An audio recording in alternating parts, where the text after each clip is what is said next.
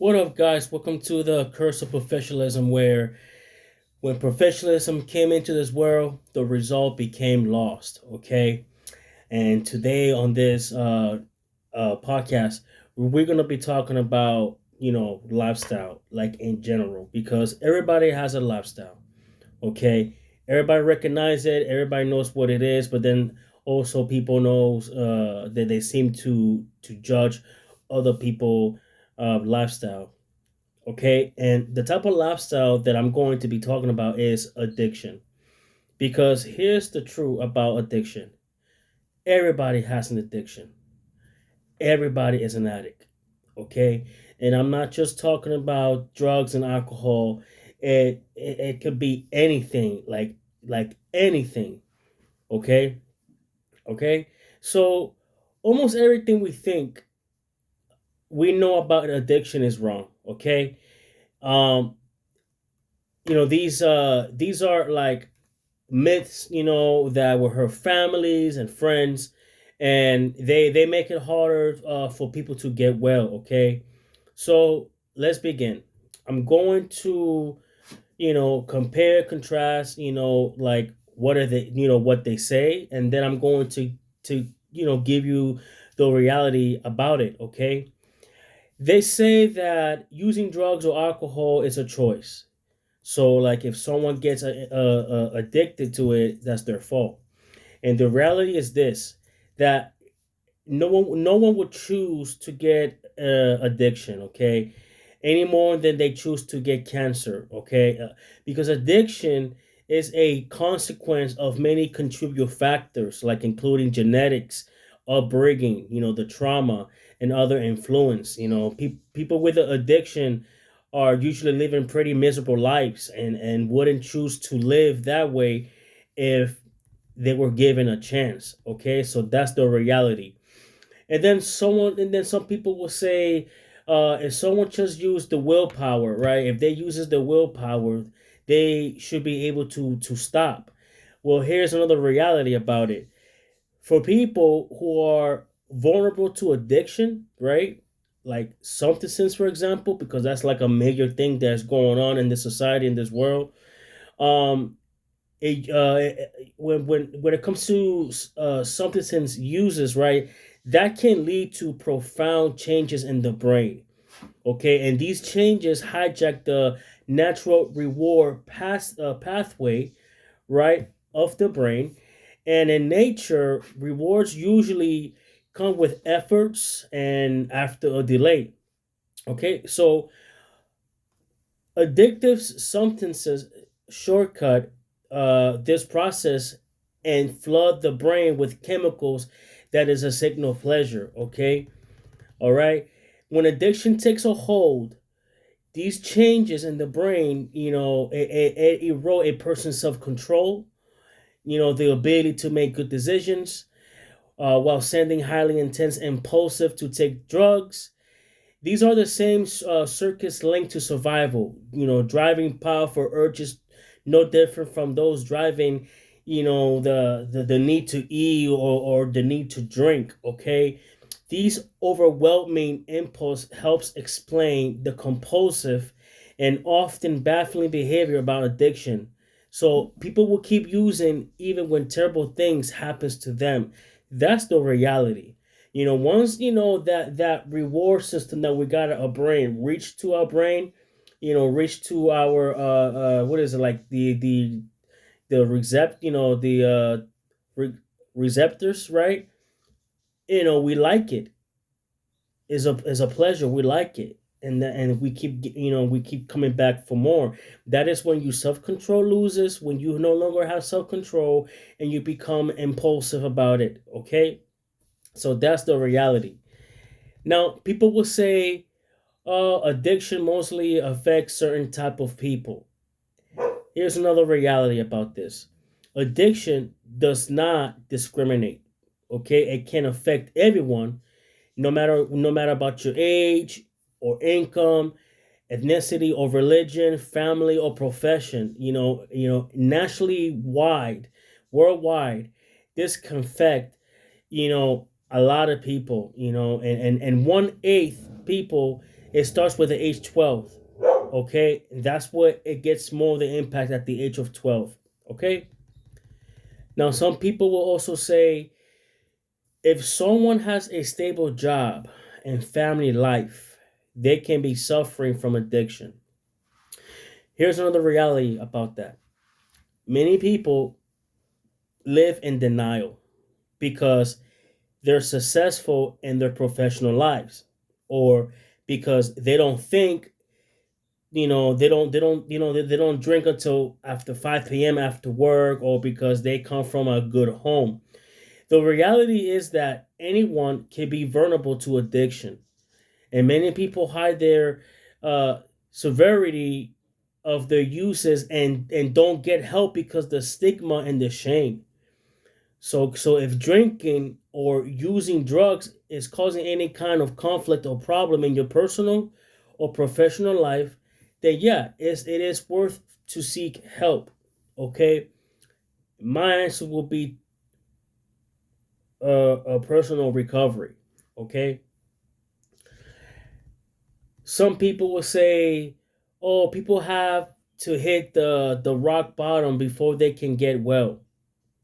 In other words, like if you like in addiction, and you have to get a wake up call for you to realize that now it's time for you to stop. The simply, you know, to simply put it this way, that's not like technically true. Okay, this simply isn't true, and it's dangerous because the longer you wait, the sicker people will get, right, and this can have a deadly consequence. There's some studies that shows that people forced into treatment have like an equal chance of success as people who decide to go through their own. And also, people who get help before addiction is severe have more resource to draw upon, such as a supporting family or a job, or to help them successfully to recover. So the sooner someone gets help, the better. You don't have to hit the rock bottom. You don't have to wait for that wake up call. The sooner you can get out of the situation, the better. Okay? And then people will say, going to treatment will fix the problem. Okay? Well, here's the reality about that. Addiction is a chronic disease. Okay? Which means that it's a long lasting condition that can be controlled but not be cured. All right, and treatment can be the first step towards wellness, but it's just the very beginning. And many people need more than just one treatment to visit to get on a stable path to wellness. Okay, because staying well requires a lifelong commitment to management symptoms, developing new coping skills, and seeking the necessary support. That's why, again, I think that the personal recovery is the best way to go about it, because that just involve people that you trust, people who's not going to judge you, people who is willing to help you, and yourself as well. You're going to have the personal recovery means that you got people who support you, and then yourself too, you know so that's where I'm at. And then other people will say if someone relapse, right, they are lost cause. Here's the reality to that. We need to try not to be so discouraged about about a relapse, which is a recurrence of the symptoms. Okay, again, addiction is a chronic illness and is very similar, like a type 2 diabetes or a hypertension.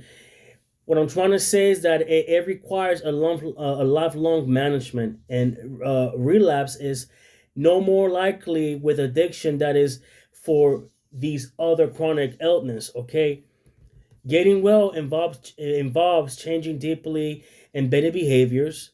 Okay, it takes time and effort, and sometimes the result in setbacks. And that doesn't mean previous treatment failed, because the person with addiction still made progress overall of getting well. It's not easy. It's a process, and a recurrence may be a sign that a treatment approach or other supports needs to change, or that the other treatment methods are needed. Okay, so it's just about just having faith in you. Have faith in those who needs help, who's going through addiction. It's about having the hope. And we also need to keep in mind that most people with addiction who experience a recurrence will return to recovery. Then you got other people that will say people with addiction are bad and need to be punished. Here's the reality on that one. Sometimes, after prolonged substance of use, people with addiction do horrible things, right? But these bad acts are often impossible to understand. All right, they are due to profound changes in the brain that compel them to lie, to cheat, to steal, or worse, in order to keep using. So while this behavior can be condoned, it is important to understand that they do it because they have a deeply sick and they need help. Okay, sick people need treatment, not punishment, to get well.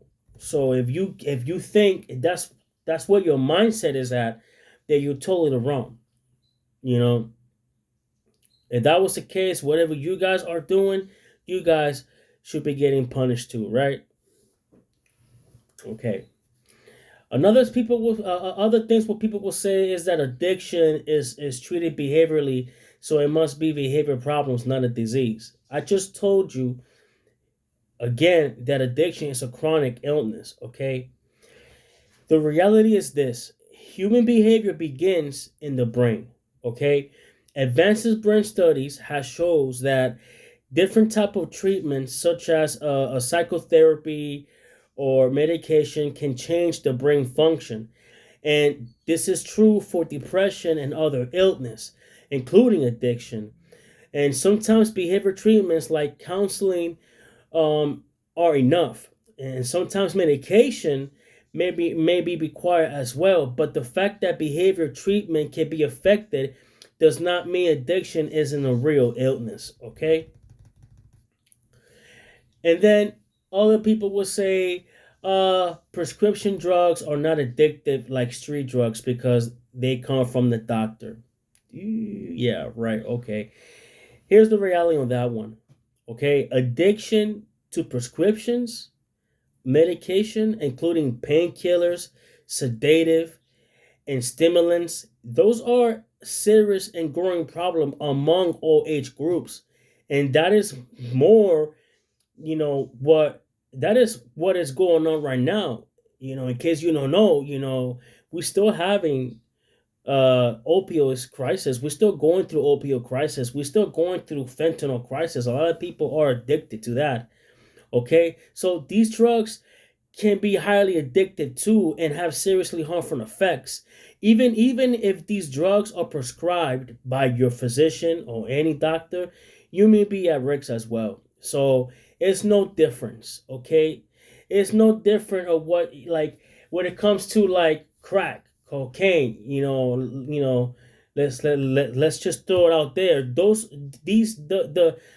These two chemicals that I just mentioned, these type of drugs that I mentioned, some of those, some of these pills that you take that as prescription, they have that as part of ingredients.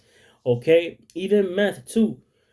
If you know medication, if or you're taking medication and you read your bottle and the first and you if there's a medication that you take, for example, something that has meth something, like it has the meth word, but altogether it's meth something, that right there should tells you that that medication that you're taking probably has some meth in it. And so it doesn't matter whether it's street drugs or medication that is prescribed.